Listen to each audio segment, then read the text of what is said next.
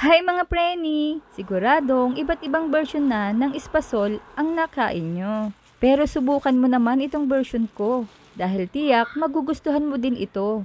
May kakaibang sarap na malalasahan dahil sa twist na inilagay ko dito. Kung gusto mong malaman kung paano, halika panoorin mo. Gagamit tayo ng kalahating tasa ng mani at dudurugin natin ito ng bahagya. Nakagaya nito. Yan, ganito lang mga preni. Itabi muna. Sa isang mixing bowl ay meron tayong kinayod na niyog. Lagyan ng 3 cups of water. Pigain lang ng mabuti hanggang sa lumabas ang katas nito. Then salain at itabi muna. Sa kawali ay magluluto muna tayo ng glutinous rice flour o galapong. 500 grams at 1 cup ang sukat nito. I-toast lang ito ng mga 10 minuto.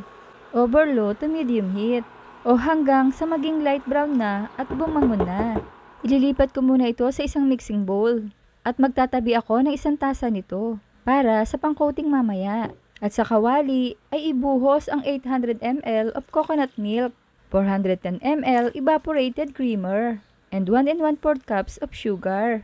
Any color of sugar ay pwede mong gamitin. At lalagyan ko din ito ng 1 teaspoon of vanilla, pampabango. Mix to dissolves, pakuluan over medium heat. At para naman sa flavor, pinaghalong ubi flavor at color na ito. At mag-a-add din ako ng ubi flavor, ito yung puro. Haluin para kumalat ang flavor.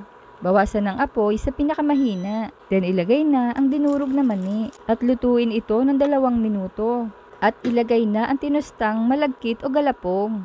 Utay-utay lang ang paglalagay para mas madali itong haluin at maging pantay ang pagkakaluto nito. Ituloy lang ang pagluluto at paghahalo hanggang sa ito ay hindi na dumidikit sa kawali. Ganitong consistency dapat mga preni para siguradong lutong-luto na ito. Ayan. At sa baking pan o container ay maglagay ng tinustang galapong.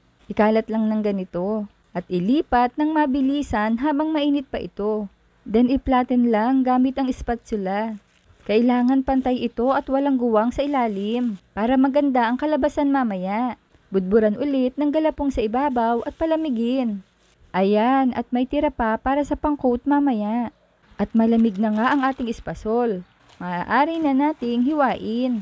Ayan mga preni, dapat ganito ang itsura ng ilalim. Dahil kapag maganda ang hugis, perfect ang kalalabasan nito mamaya. At hiwain sa nais mong sukat at hugis. Pangkain lang namin ito, kaya laging malalaki ang ginagawa ko.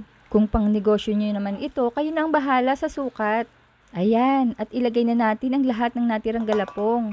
Mas masarap kasi kapag maraming coating. Haluin lang. Tingnan nyo ang gitna mga preni, ang ganda ng kulay. Ilagay sa container na nais mo. Sa akin kasi sa ganitong container ko inilalagay. Para kapag kakainin na, per container ang pagkuha. Wow, oh, ang ganda ng loob, 'di ba? Talagang nakakatakam na. Tingnan ang texture.